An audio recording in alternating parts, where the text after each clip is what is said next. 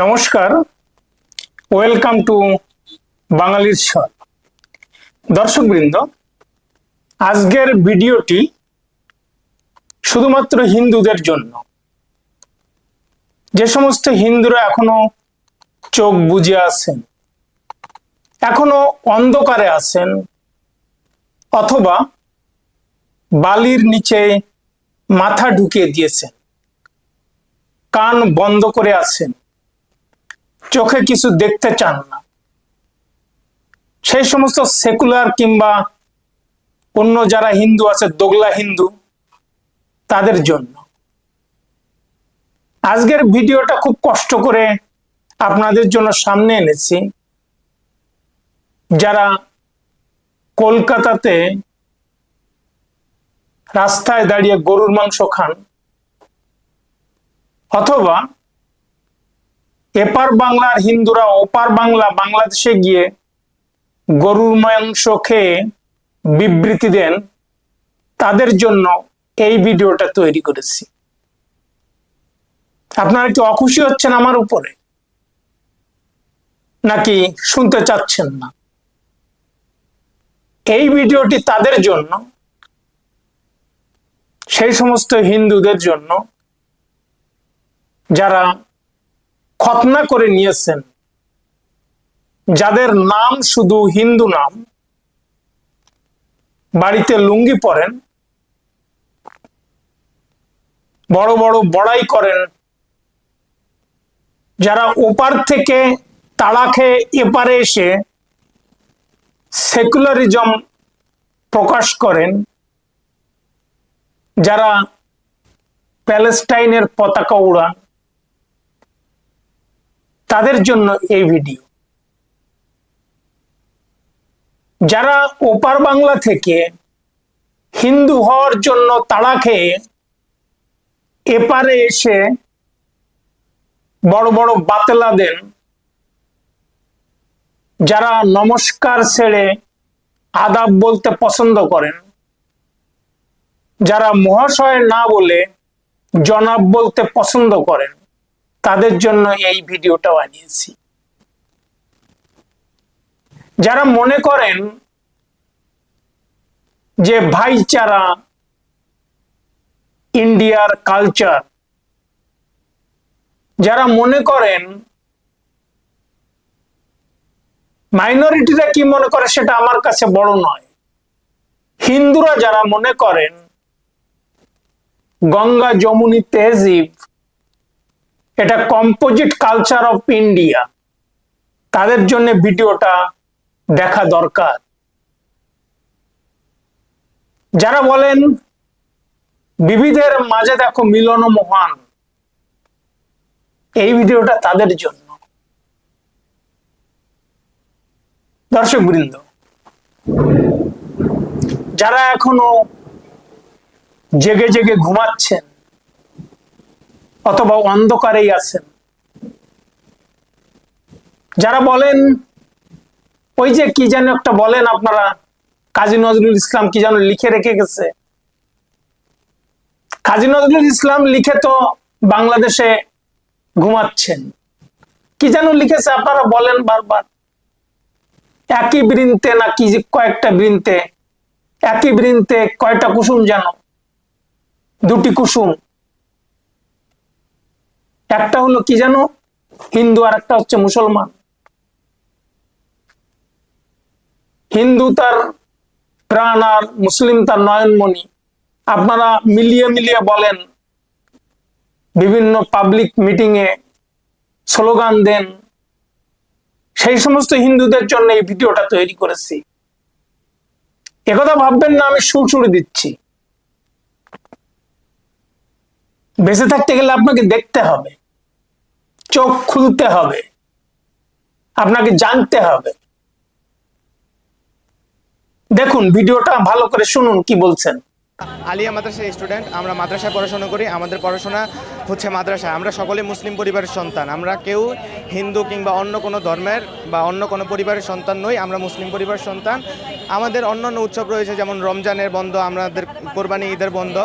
সেখানে আমরা আমাদের বন্ধ কাটাই। কিন্তু হিন্দুদের যে দুর্গাপূজা বা অন্যান্য পূজায় আমরা যেসব বন্ধ পাই, এই বন্ধের কোনো মানেই হয় না। আমরা এই বন্ধ উদযাপন আমাদের কোনো মানেই হয় না, এটা আমাদের ধর্মের ভিতর পড়ে না, এটা অন্য ধর্মীদের, তারা তাদের উৎসব উদযাপন করুক, তাতে আমাদের কোনো আপত্তি নেই। কিন্তু আমরা চাই না তাদের উৎসবের কারণে আমাদের পড়াশোনায় ঘাটতি ঘটুক। আমরা আমাদের পড়াশোনায় অটল থাকতে চাই। আমাদের বন্ধের সময় আমরা আমাদের বন্ধ উদযাপন করব। যদি কোথাও কোনো শিক্ষা প্রতিষ্ঠানে দেখা যায় যে কোনো হিন্দু টিচার আছে, তো তাকে বন্ধ দেওয়া হোক, এ সম্পর্কে আমাদের কোনো আপত্তি নাই। তবে আমরা আমাদের ক্লাস করতে চাই, আমরা চাচ্ছি আমাদের ক্লাস চলুক, আমরা আমাদের বন্ধ চাই না। হ্যাঁ, ধন্যবাদ।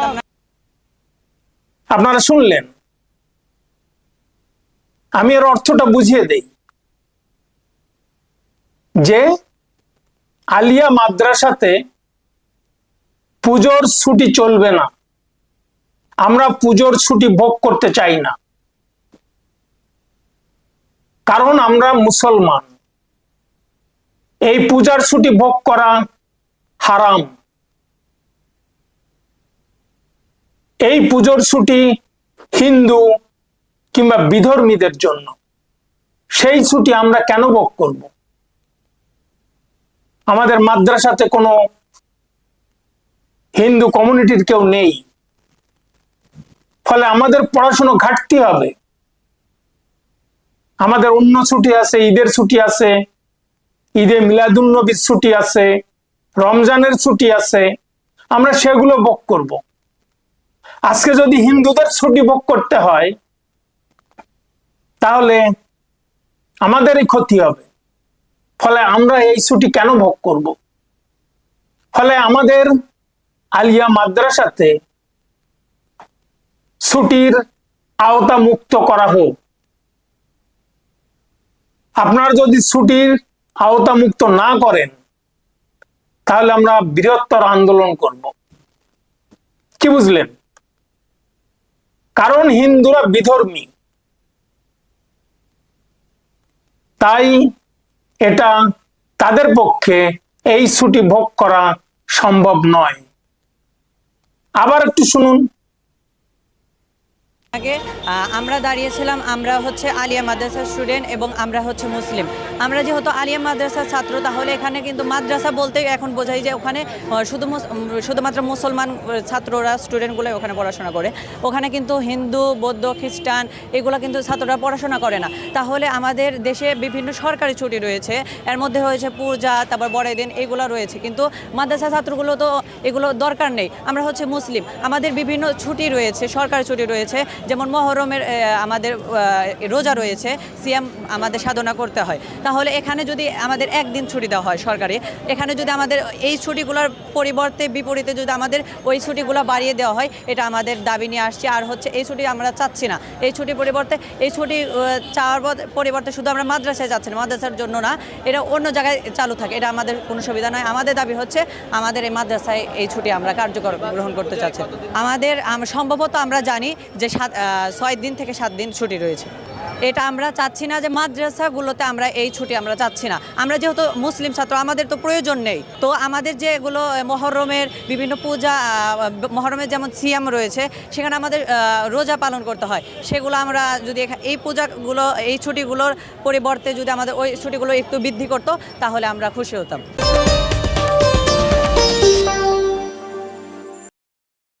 শুনলেন আপনারা? অর্থাৎ বার্তা একদম স্পষ্ট যে ওই যে আপনারা বলেন না, হিন্দু মুসলিম ভাই ভাই বা ভাইচারা, গঙ্গা যমুনি তেহজিব, এগুলি বলেন আপনারা। কম্পোজিট কালচার, মাল্টি কালচারালিজম, বিবিধের মাঝে দেখো মিলন মহান। মহানটা কোথায় এসে দাঁড়িয়েছে বুঝতে পেরেছেন কি? আপনার উদারতা, ওই যে আপনি সেকুলার খান মার্কেট গ্যাং এর সদস্য, লেফট লিবারেল, ওই একই চিন্তা ভাবনা ছিল এখানেও। বহুদিন থেকে, দেশ স্বাধীন হওয়ার পর থেকে এই একই চিন্তা ভাবনা চলে এসছে। বিবিধের মাঝে দেখো মিলন মহান ধীরে ধীরে আস্তে আস্তে শেষ হয়ে যাচ্ছে। কারণ আজকে যে কমিউনিটির মানুষ একথা বলছে, তাদের কাছে বিবিধের মাঝে মিলন মহল কিছুই নয়। তাদের কাছে একটাই সত্য,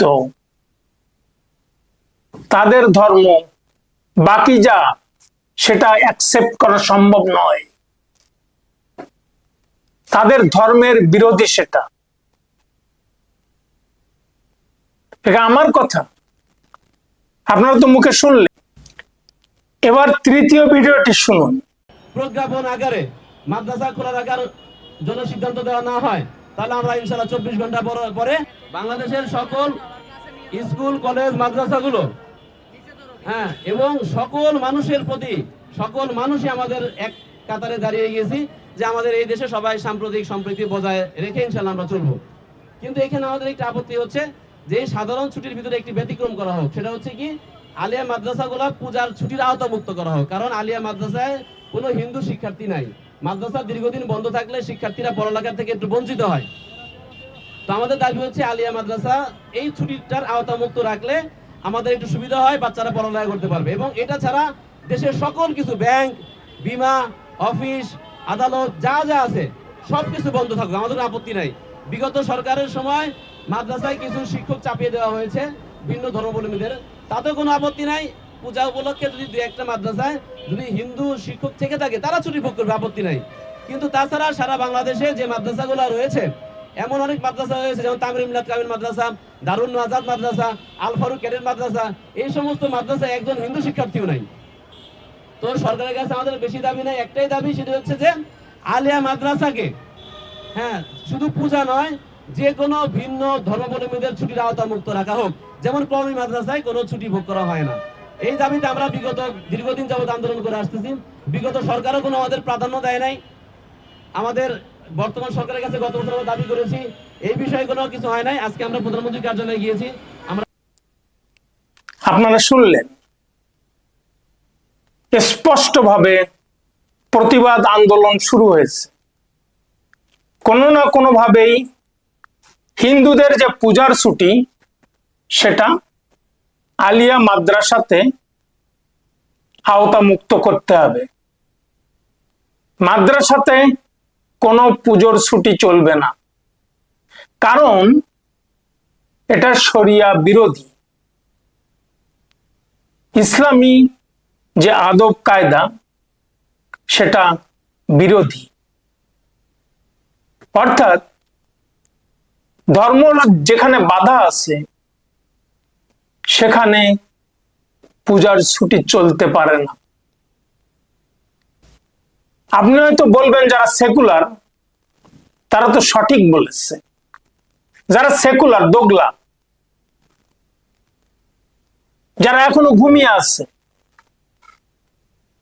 যারা কলকাতার রাস্তায় দাঁড়িয়ে যে সমস্ত হিন্দুরা গরুর মাংস খায়, যারা শিবলিঙ্গের মাথায় কন্ডম পরায়, ওই যে কি যেন কন্ডম কবি টবি আছে, কি যেন তৃণমূল নেত্রী আছে যারা বলে লাগাও,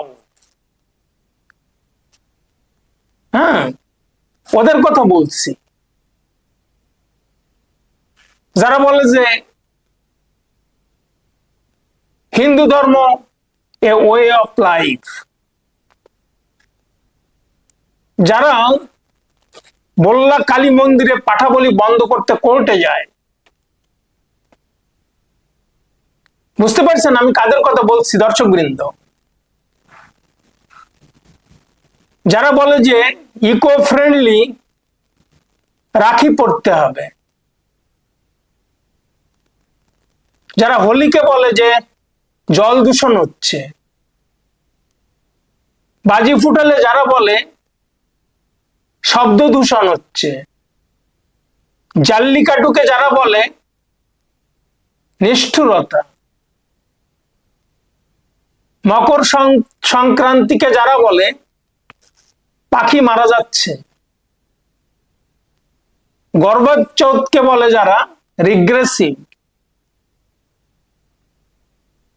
যারা রামনবমীকে বলে মব কালচার, আমি সেই সেকুলারদের কথা বলছি। দুসেরাকে যারা বলে জয় রাবণ, আমি ওই সমস্ত সেকুলারদের কথা বলছি যারা পশ্চিম বাংলার ওই যাদবপুর ওই এলাকাতে থাকে, যারা মদ মেয়ে এগুলি নিয়ে ব্যস্ত থাকে, যাদের দুটো বগলে দুটো বাবলি থাকে, আমি তাদের বলছি, ওই হিন্দুদের বলছি। যারা মনে করে যে আমরা সবাই সেকুলার। দর্শক বৃন্দ, ভিডিওটি যদি ভালো লাগে শেয়ার এবং লাইক করুন, ছড়িয়ে দিন। আর বাঙালিশ্বর চ্যানেলটি সাবস্ক্রাইব করে রাখুন, সাথে একটা লাইক দিয়ে কমেন্ট বক্সে কমেন্ট লিখুন। আপনাদের একটা সাবস্ক্রিপশন আমার জন্য প্রেরণা, উৎসাহ, উদ্দীপনা। আর দেখতে থাকুন, শুনতে থাকুন বাঙালির স্বর, আপনার স্বর। ধন্যবাদ।